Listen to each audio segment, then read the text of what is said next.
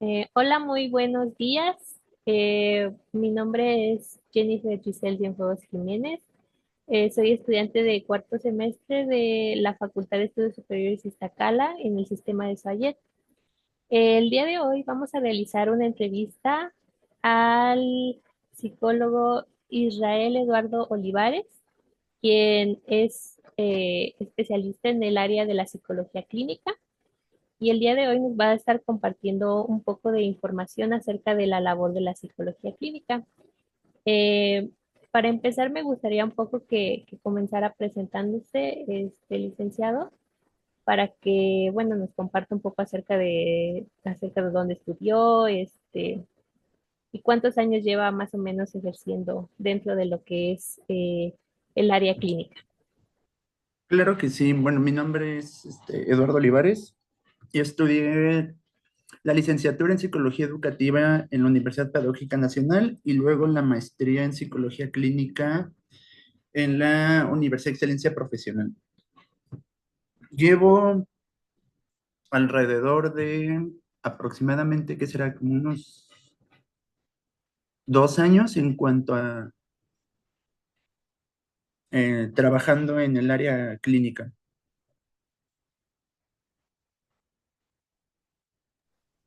Ok, pues bueno, vamos a comenzar un poco con las preguntas.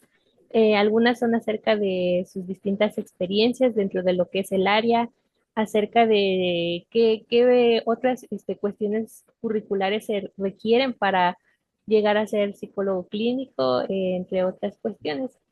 Entonces, comenzaríamos con la primera pregunta y sería, ¿cuáles fueron tus motivaciones para que se enfocara en la psicología clínica? Pues desde el principio me, me llamó la atención la psicología clínica por el interés de saber qué factores influían en la vida de las personas para que pudieran desarrollar algún trastorno o que pudieran explicar sus conductas, sus comportamientos. Y descubrí que la psicología clínica era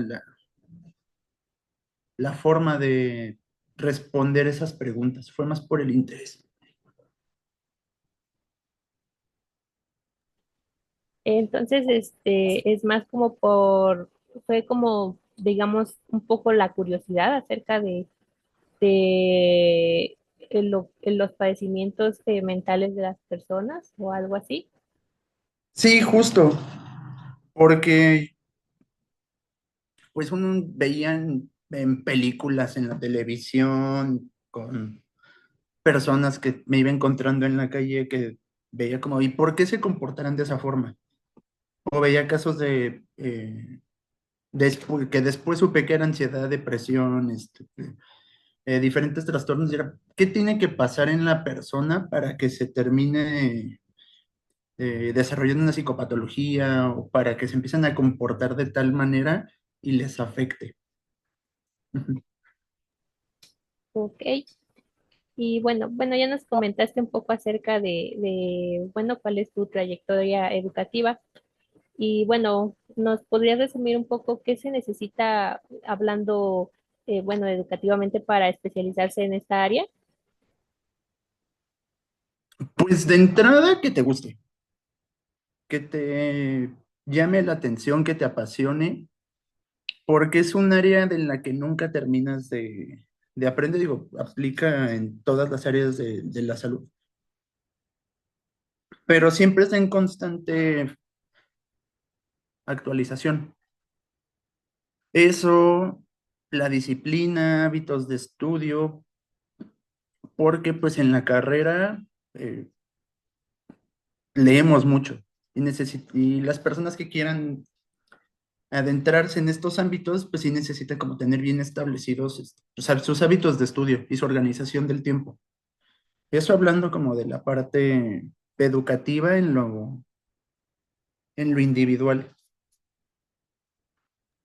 Entonces, bueno, consideras que es una área muy amplia, supongo, ¿verdad? Y bueno, y dentro de lo que es psicología clínica, Me imagino que hay más subáreas. ¿Hay alguna que te interese dentro de lo que es la psicología clínica? Pues me llama mucho, bueno, sí, me llama mucho la atención como trastornos de ansiedad y trastornos del estado de ánimo. Porque sí, como bien mencionabas, es un área muy amplia y hay diferentes enfoques, diferentes teorías. Hay demasiada información que luego la vida no da para irse por tanta, pero también me llama, por ejemplo, la psicología de la salud. El psicólogo en ambientes hospitalarios también es algo que quisiera explorar más adelante. Sí, porque finalmente, bueno, digamos que ofrecen sí ayuda pues emocional, pero creo que va dirigida a distintos ámbitos. Entonces, eso que mencionas, pues es muy importante, ya que, bueno, se conoce que en el área clínica va más dirigido como a una atención más individualizada y, por ejemplo, en la psicología de la salud, como mencionas, pues creo que va más dirigido a otros ámbitos de que se busca que el paciente tenga como, lo tenga como parte de sus cuidados paliativos para su padecimiento, ¿no? Justo, y también bueno, las dos áreas son amplias. Sí, la clínica va hacia el tratamiento individualizado, aunque considero que viendo el panorama actual en salud mental, hablando de México, tendría que aterrizarse la parte clínica en atención hacia la atención primaria a nivel comunitario. Creo que el psicólogo clínico también puede aportar ahí hacia la parte comunitaria. Sí, claro, creo que lo vemos mucho en esta parte cuando se imparten como talleres que son como más grupales, ¿no? Sí, justamente, y que son necesarios porque pues, no tenemos una cultura de prevención. O sea, los pacientes, o bueno, los consultantes llegan a nosotros ya que se desbordaron, pero pues, tampoco en esta cultura de prevención desde la parte profesional. Veo que lo hacen las instituciones de salud en- a nivel gobierno, pero que siento que falta mucho trabajo ahí. Y justamente lo que mencionas, creo que todavía está muy lejos de ser parte o ser tan normalizada la atención de la salud mental como la salud de otras áreas, ¿no? Pero bueno, pues cambiando un Ujú. poquito del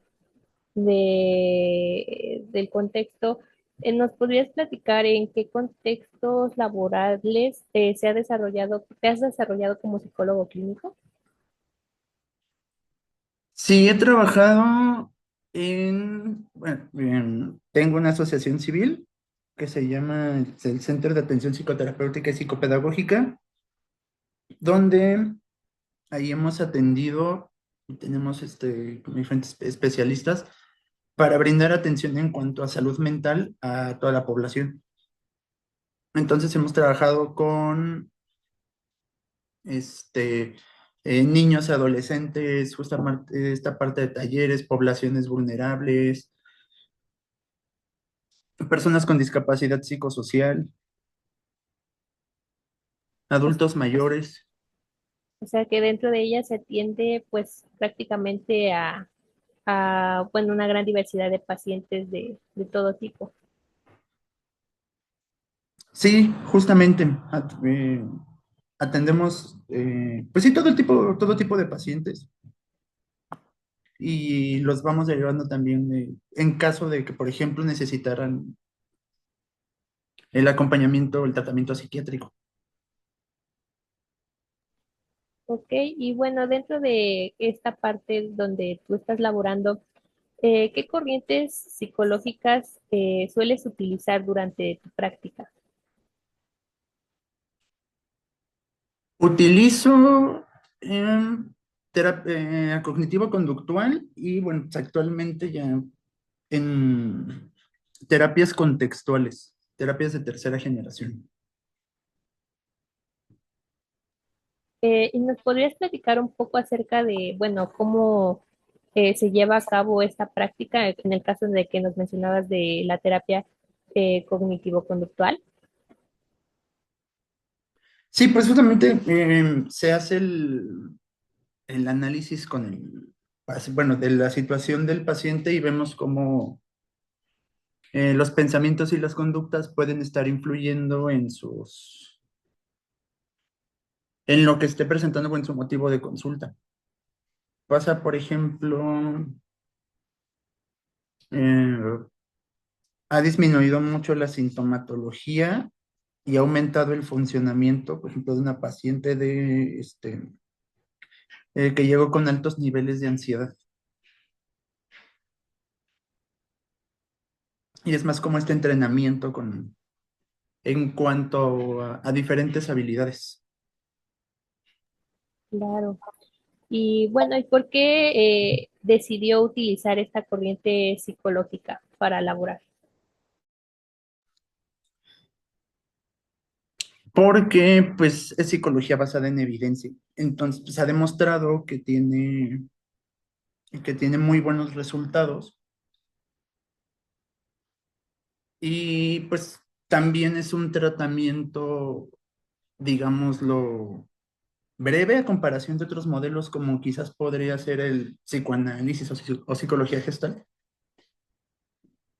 Y muchas veces los pacientes se acomodan más a este tipo de modelos justamente porque son rápidos y porque funcionan. Entonces, de algún modo, o sea, aparte de las que como que me mencionabas, que con las que sueles trabajar más seguido, o sea, prácticamente si sueles trabajar con todas las demás. Ah, no, no. Eso es en asociación hay otros especialistas que los utilizan, pero yo trabajo con cognitivo conductual. Ok. Y bueno, ¿cómo se adapta este enfoque en los diferentes contextos en los que, bueno, te has desenvuelto laboralmente? Pues es muy amable con los contextos. Ahora, con la formación que estoy llevando en terapias de tercera generación, donde justamente se les denomina como terapias contextuales, se acomoda mucho mejor y es más amigable con el contexto porque lo tome en cuenta. Digamos que la cognitivo-conductual se centra en la persona y no considera tanto la influencia del contexto, o sea, del contexto en la persona y de la persona al contexto. Y las de tercera generación sí. Entonces, pues me gusta mucho cómo se acomoda y los resultados también que da para el paciente. O sea, ¿piensas que, bueno, que suele ser como más efectiva, digamos? En cuanto a efectividad, pues podría decir que sí, y pues que también es más amable con el paciente porque pues, justo toma información que faltaba en las terapias de segunda generación. Ok.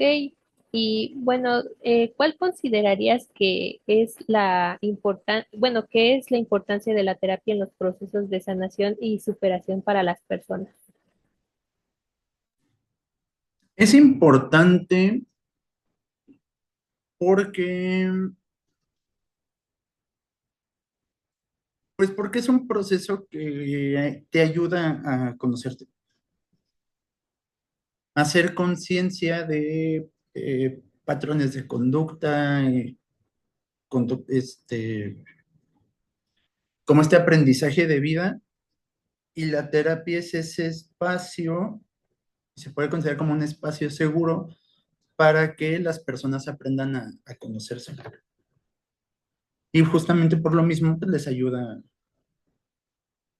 a modificar cosas, a sanar, entonces sí es importante.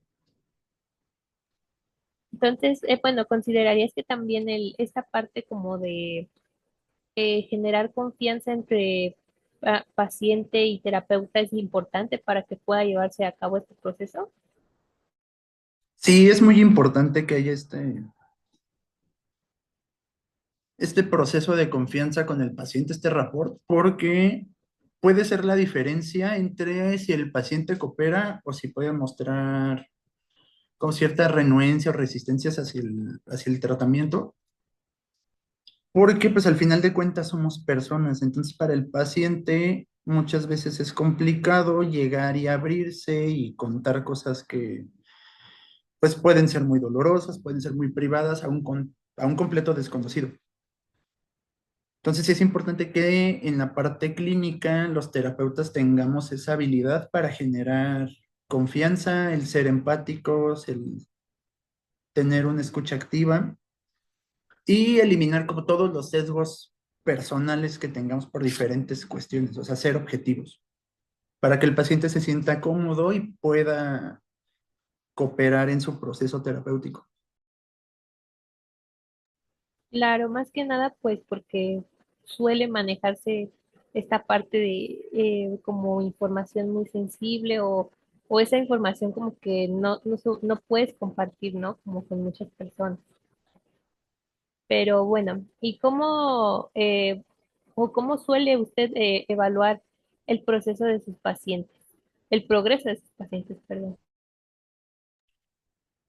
Pues al principio, eh, después, bueno, durante las primeras sesiones que son de entrevista, establezco objetivos con mis pacientes. O sea, ellos a dónde quieren llegar o qué resultados quieren tener en cuanto a la terapia, de acuerdo también a sus motivos de consulta. Entonces, en los registros de sesión, en notas de evolución, voy registrando los avances del paciente de acuerdo a los objetivos planteados. Entonces, digamos lo que cada mes o cada mes y medio vamos haciendo como este recuento de los avances y las mejorías que se han notado en las personas.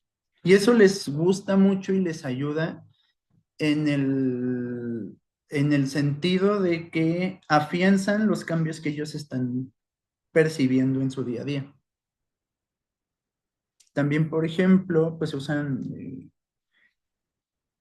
registros de conducta, digamos que hago como un pre y un post test, donde, digamos que en este mes y medio o en este mes, de acuerdo al paciente, retomamos los ejercicios como de, tenías estas, ¿te acuerdas que antes a lo mejor reaccionabas de esta manera? Cuando pasaba una situación que te molestaba en el trabajo, ahora he notado que has hecho, ahora reaccionas de esta manera, resuelves conflictos de esta otra forma, y es pues regresarle sus avances. Y bueno, esto de forma ya un poco más personal. ¿Y cómo ha notado usted, bueno, esta reacción de, pues, de sus pacientes al como ellos también darse cuenta que realmente sí han progresado? Pues veo en ellos de entrada tranquilidad, o sea, durante el proceso se van notando más tranquilos y al momento de darles esta retroalimentación, lo que me han dicho es como de sí, ya lo había notado, pero al momento de retroalimentárselos se sienten, pues se sienten felices, yo los veo felices y satisfechos de su proceso. Sí, supongo que igual como esta, así como de, me he ilustrado, aunque supe que estuve ahí todo el tiempo, ¿no? Y, pero bueno, ¿cuáles son las problemáticas o trastornos más comunes entre tus pacientes?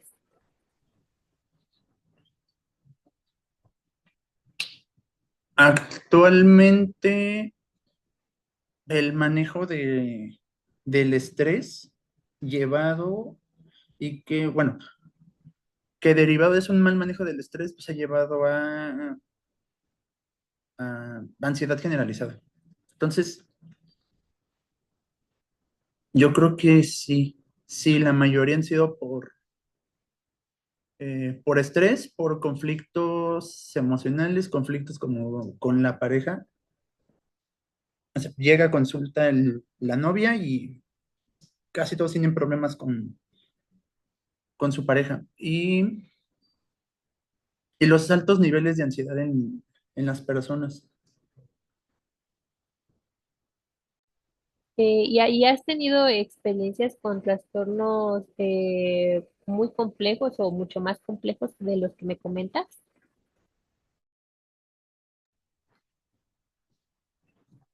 Em, pues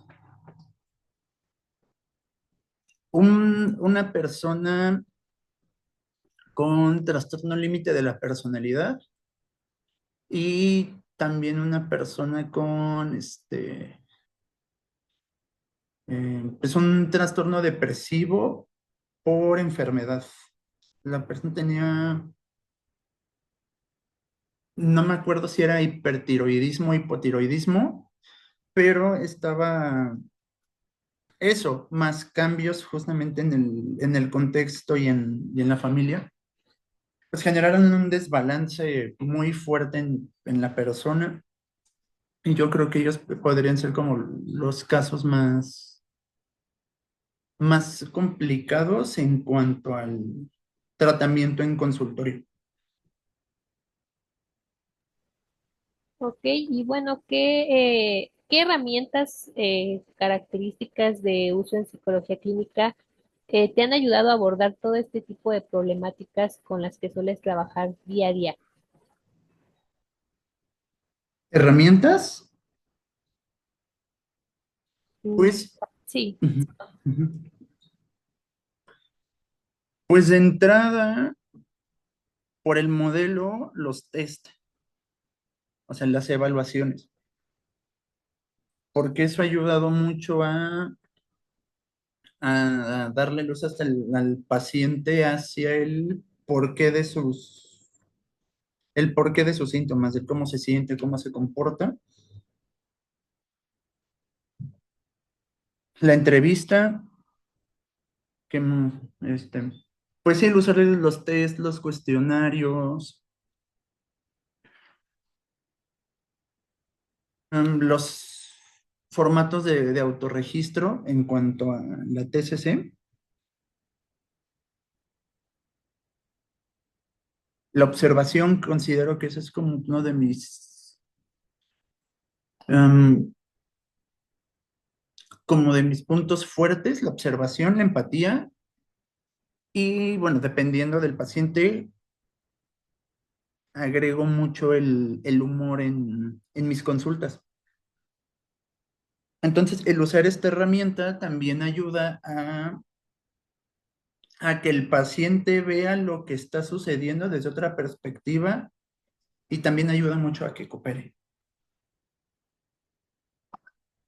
Y bueno, con estas herramientas que me comentas, quisiera preguntarte acerca, bueno, ves que me platicabas de la observación que consideras que es importante, pero ¿cómo hace un psicólogo clínico para, bueno, justamente igual me comentabas antes lo de los sesgos personales, ¿no? Porque creo que todos tenemos una forma distinta como de interpretar o así las cosas. Entonces, ¿cómo hace un psicólogo clínico como para ser lo más objetivo posible en lo que es la observación? Pues es poner atención a todo, a lo que dice el paciente, sus movimientos, esta parte paralingüística también, pero también en lo que no dice, cuándo hace pausas, cómo, qué tema se va de. Yo manejo mucho con mis pacientes, yo te voy a hacer preguntas de diferentes cosas. Si en algún momento consideras que es un tema sensible o que no quieres hablar de ese tema, Tú me dices y no hay problema. Entonces el marcar este encuadre con ellos también ayuda, pero en la observación, ¿qué más? Pues es eso más la empatía, porque pues nosotros podemos observar algo, pero no quiere decir que forzosamente sea lo que nosotros estamos interpretando, como me comentabas. Y también es la retroalimentación del paciente, como por ejemplo, oye, pues estoy notando o escucho que se te quiebra la voz, que este tema puede ser complicado. Y entonces ellos te lo retroalimentan y ahí te dicen como, sí, ¿no? Y eso te va dando luz para ver si vas bien en la interpretación. La empatía también ayuda porque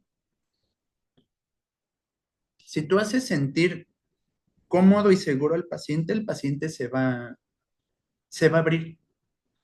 Digamos que se va a quitar como esos filtros que va a permitir que sea más sincero. Claro, pues me imagino, pues, volvemos creo que un poco a lo que comentábamos antes sobre de que pues la confianza debe ser sumamente importante para generar como, obviamente siempre con el debido respeto, como este vínculo entre el paciente y el terapeuta. Pero bueno, cambiando un poco del tema, eh, ¿con qué otras áreas o disciplinas sueles colaborar?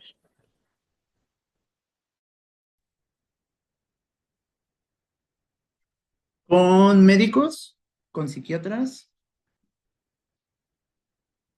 con dependencias de gobierno,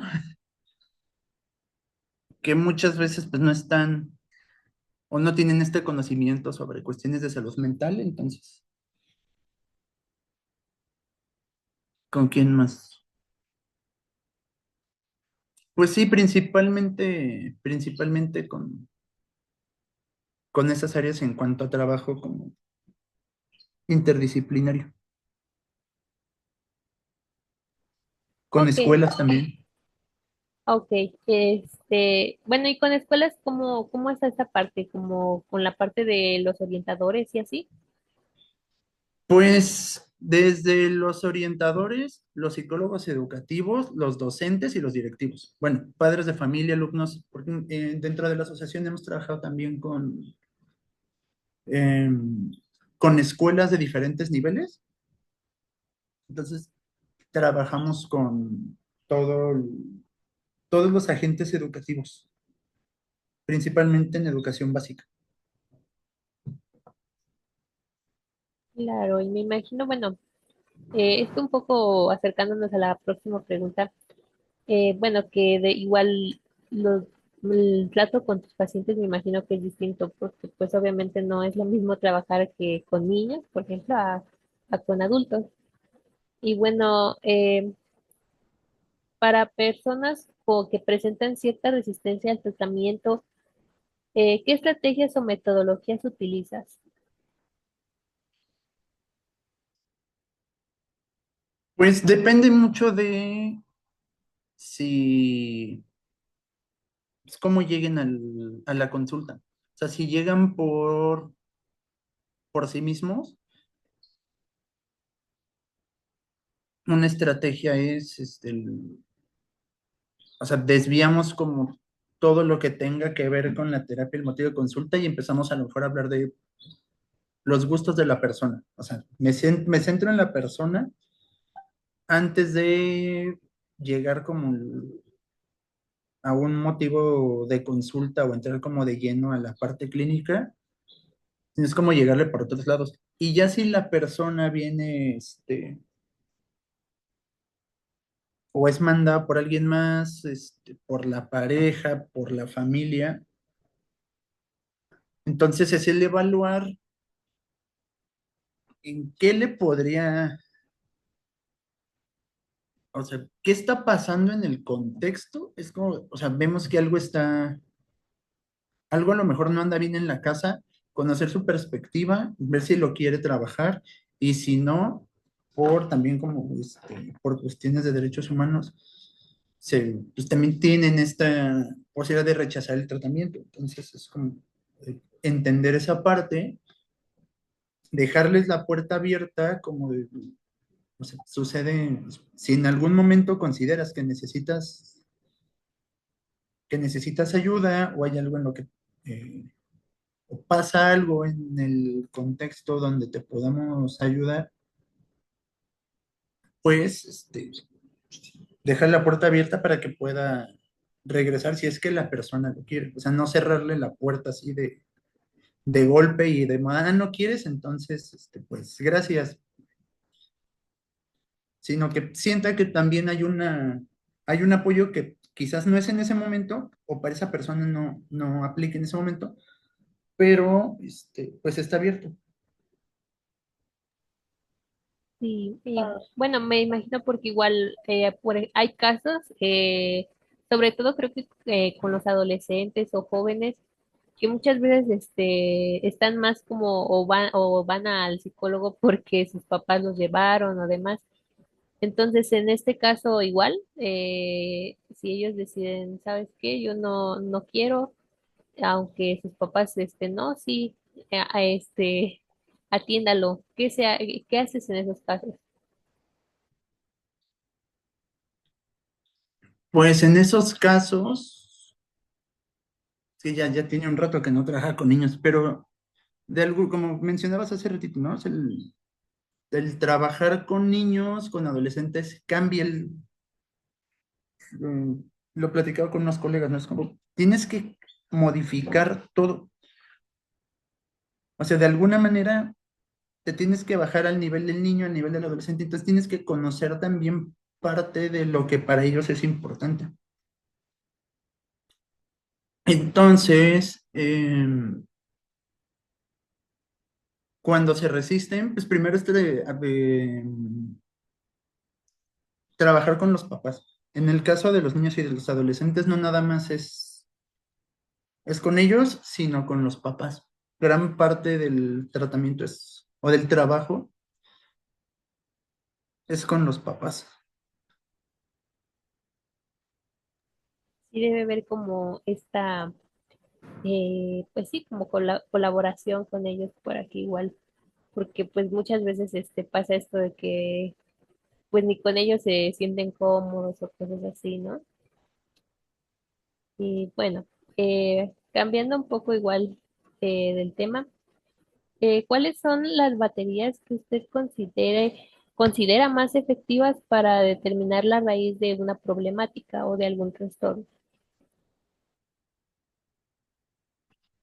Pues al principio utilizaba pruebas proyectivas, pero ya después las dejé de usar y me fui por instrumentos que justo tuvieran mayor validez o sea, validez y confiabilidad toda esta parte estadística de acuerdo, de acuerdo a las edades. Algo que también, o sea, es que en cuanto a pruebas específicas, pues necesitamos hablar eh, como de patologías específicas, pero regularmente utilizo pruebas que tengan una validez en cuanto a lo científico. Ok, bueno, entonces estas van como más dirigidas a uno específico, pero ¿cómo hace o cómo es esta parte de para que tú puedas como identificar, esta vez necesito de esta o esta vez voy a utilizar esta? De acuerdo a las características del paciente, porque, eh, pues, por ejemplo, para hacer la evaluación necesitamos obtener datos de diferentes áreas. Entonces, una de ellas sí es a través de la observación del discurso del paciente, pero eso necesitamos reforzarlo, o bueno, corroborarlo, descartarlo con las pruebas, o lo que se tiene con las pruebas, con el discurso del paciente, o sea, son complementarios. Por ejemplo, en el caso de cuestiones de ansiedad, pues están las pruebas de Beck, o sea, está el BDI para Para depresión, y me parece que el BAI es para ansiedad, pero digamos que esos son como los de cajón, que ya después le voy a aumentar los instrumentos en cuanto a cuestiones contextuales, ya utilizando las terapias de tercera generación. Ok, entonces sería como que te guías de un poquito de todas las herramientas que pones en práctica, ¿no? Para poder determinar así como de, ah, esta vez requiero de esta, ¿no? Si es como, por ejemplo, em, no sé, una paciente con depresión, que ya ves en la entrevista la sintomatología, y entonces, o sea, pues como de, se parece mucho a, pero viene el comprobarlo, digámoslo como de manera científica, de manera cuantitativa. Entonces, pues ahí, por ejemplo, pues, si está el BDI, la escala de Hamilton, el PHQ-9, que pues, ayudan en cuanto a la depresión. Pues, es que más que un diagnóstico, pues también te da rasgos. Entonces, es ir corroborando la información por todos lados. Ok, eh, te iba a pedir si podemos hacer una pequeña pausa porque se va a cortar el tiempo, entonces no sé si podríamos terminar esta y ya luego poder volvernos a conectar. ¿Te parece Claro, bien? Ok, bueno, entonces